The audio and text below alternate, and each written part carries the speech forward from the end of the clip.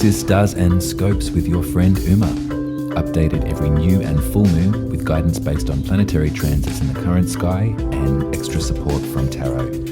For accuracy, take a look at your rising sign first if you know it, and do feel free to listen to your sun, moon and rising if you'd like the full picture. If you're interested in your birth chart, check out the readings page at umaruby.com. And if you'd like to support the work, head over to buymeacoffee.com/umaruby and you can buy me a coffee. Finally, if you're a visual learner, look up Uma Ruby Tarot on YouTube and you can watch and learn. Okay, let's take a look. Hello Aquarius and Aquarius Rising. Welcome to your horoscope for the full moon eclipse in Taurus happening on the 8th of November at 2 minutes past 10 p.m. if you're in the southern hemisphere with me. I don't know if you can hear it, but it's just picked up. It's really windy outside and yeah, it's getting exciting in the room. So I hope that the Scorpio eclipse was gentle to you. I hope that your career and your public perception and your most visible part of life came to some sort of revelation or revolution or understanding. I hope that there was some valuable information in there for you, Aquarius, that you could work with and come to invite the shedding. Yeah. Now we're going to switch it up. We're going to look at the opposite end of your chart, which is the fourth house, which is where we find home, and we talk about privacy and our ancestry and our roots, our access to those things, to the kitchen, the womb, maybe in some way of the birth chart. So there's going to be an eclipse here. There's going to be a universal cosmic interference and rerouting for you when it comes to how you or where you consider home and your roots to lay.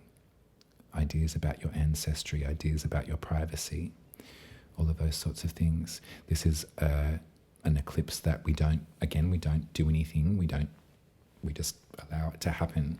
So there'll be noticeable, there'll be marked progress that you can make mention of. The tarot card, the tarot card for 16 degrees of Taurus, which is where this eclipse is happening, and also where the moon finds itself in an exact conjunction with Uranus, so an exact conjunction with that revolutionary spirit, that energy of rebellion, tipping the table in the home. I mean, Uranus has been there for a while, but I can see that that's been bubbling there. Maybe there's been like inquisition to your ancestry. There's been sort of like questions, or like there's been a different perspective that you've been come to some sort of understanding about how you were raised or where you came from, or indeed what home itself means, what your private space will look like and feel like. But this moon is in a conjunction with Uranus, so it's a highlight. It's a spotlight in some way. Spotlight that the power's been pulled. Supercharged focus on this. Also, the tarot card for that is the Six of Pentacles. So we've talked about this energy before, but it's that feeling that you are allowed to receive when you need it, because you give back when you have it. That idea of right relationship, of toing and froing, balancing generosity with receptivity, you know. The Six of Pentacles always reminds me that those that give probably are the ones that feel reluctant to receive, but that they really must feel welcome, and they should feel allowed to receive gifts from others as well. And that's not just in a material way, that's in spiritual, emotional, mental way too. But this is that's nice to have sitting in your fourth house. That's a really nice energy to have sitting at the base note of your chart and your life. This is what it's going to be like. There's receptivity in the home. There's an equal share of responsibility. And there's also a willingness to be able to pick up the slack when someone in the environment needs a helping hand. Sort of, I'll cook the dinner tonight, I'll wash the dishes, don't you worry, you just get into bed. That kind of feeling, that you can provide for other folks, but also should be provided for you as well. That's lovely. Eclipse, short circuit. So tell me about it, Aquarius. What's going on? This lunation, the Sun, Scorpio, Moon, Taurus, square again with Saturn, with those boundaries in your first house. Okay, so Saturn has just stationed direct. They were retrograde. They're now moving forward. They're going to take a while. They're going to be in Aquarius for some time. Still, they're on the home stretch, halfway there. So in terms of like a healthy boundary, I think we described this as well before, in terms of your soul purpose needing some kind of protection. Yeah, we can look to Saturn for that as support. Saturn and Uranus both actually rule your sign. These planetary space holders, these planets of greatest help and support for Aquarians are Saturn and Uranus traditionally. So these two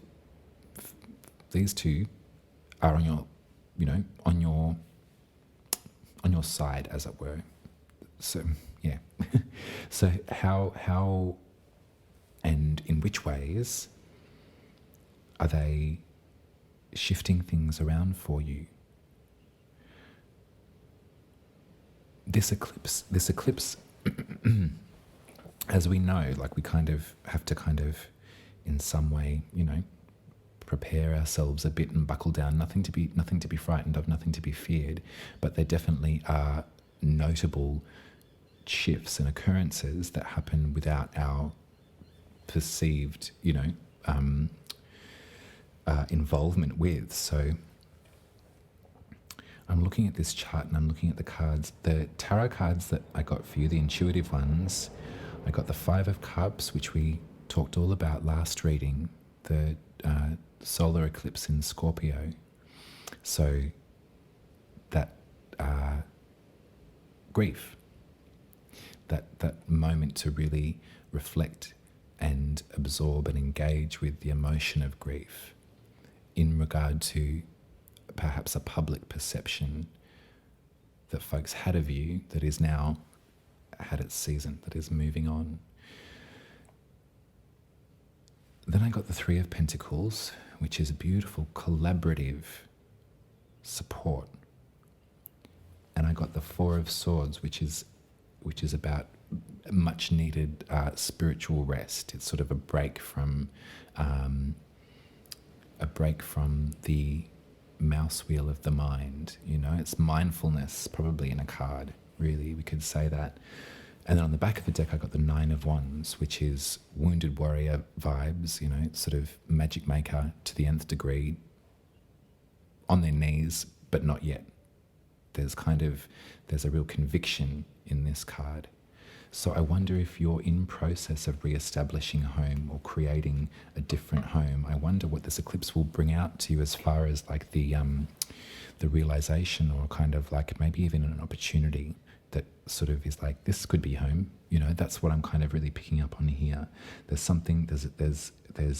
folks that you're coming into alignment with or engaged with that are going to help you build, is what I see, and will give you that moment to rest. And to maybe, and when I say rest, it's sort of to set down the turbulence of the mind in order to receive the intuitive downloads. Your destiny and your path is under your control. You've got this, Aquarius. This is the empowering part of astrology, is when we can notice the patterns and then go, yeah, I'm actually going to do that. That's great. So I want you to have a think about home, roots, ancestry, privacy, and think about, maybe go back over your mind and think about around the 19th of November of last year, 2021. That was the first activation, the first eclipse in this house in Taurus. The second one was April 30 of this year. It was a solar eclipse in Taurus. Another activation of this space, another potential moving forward, instigating the shedding. And now, so this is not new, I guess is what I'm saying, Aquarius. This is a story that we've been talking about for like a year now. So how did your last experience of this eclipse play out? What did you use to support you? How did you get around maybe some of the stickier parts of that? And how are you going to engage with this one? As much as we don't do anything, this is your life. How are you going to put your best foot forward when faced with another, ecliptic moment, a power outage, a short circuiting of your sense of home and roots and privacy and stability? There's maybe something to maybe make mention of, Aquarius, is that Jupiter has, in their retrograde position, just backed out of Aries and is now back into Pisces. So Pisces is your second house of talents, self-worth, coin, money, values. There's an emphasis. Remember, Jupiter brings with it expansion and optimism, focus.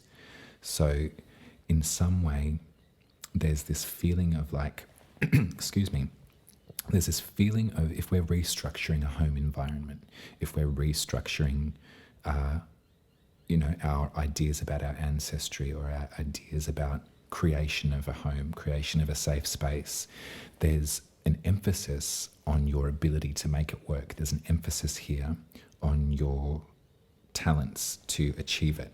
If I don't know if there's lingering around somewhere, there might be some voice or perception that you can't do it alone, or you can't do it on your own back, like you don't have the stuff to make it work. Well, I'm telling you that Jupiter's telling you that you do. So whatever change up that's occurring in the fourth for you, and whatever emotions that bring up, particularly with Saturn in the first, there might be a bit of like that's not how we do it. There could be something sort of lingering in there that you may be feeling that you might not have the stuff. This reading is here to let you know that you do, you've got it. You've got the stuff to make it happen and make it work. It's going to be really good. I like this Three of Pentacles, and I'm getting so much like flashback in all of these readings. I don't know if I'm sort of just repeating myself from months ago, but there seems to be, that's a cycle, isn't it? We sort of come around and we get to look at these different parts of ourselves again. But there's a potential and a exuberance with this one, Aquarius. There's, I tell you what, probably one other thing to mention, and I think that I have in a different reading, but also speaking of that individual, that emphasis on the individual, your expression, your creativity, your joy, that kind of stuff. Also, like your relationship with children, your inner child, that kind of jovial sort of happy sense. Mars is in Gemini, so Gemini rules your fifth house, and Mars is in there right now, and they've just stationed retrograde. So great astrologer friend of mine, Eloise, said to me recently in an email, it was just a post that I read of hers, but she said the planet that loves moving forward is now moving backwards. So it's a really interesting way, easy way to remember the importance of this Mars retrograde. There's this drive to express, this drive to self-actualize, this drive to create, to explore, to commune, all of that kind of lovely fifth house positive stuff. And Mars is in there, blazing that trail, but they've They've halted for the moment. They're going over it again.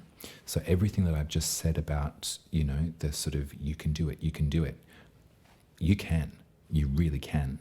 Just be mindful of the Mars energy in there, and the sort of like the quick to action. Maybe this is why the Nine of Wands came here at the end, because it almost feels like I can feel the energy of Mars retrograde is definitely in the Nine of Wands. It's like, oh shit, oh god, do I have this stuff? Can I do this again? Okay. How do I make that something out of nothing spell? How does that one go again? How do I? 1, 2, 3. You know what I mean? So probably to close out this reading, I'll emphasize again that at eclipses, we don't have to do anything. We don't have to action anything or create magic. It'll happen. So keep your eyes peeled and around your sense of home and roots and privacy and ancestry, and see what crops up, see what potential new opportunities or invigorating shedding occurs around the 8th of November.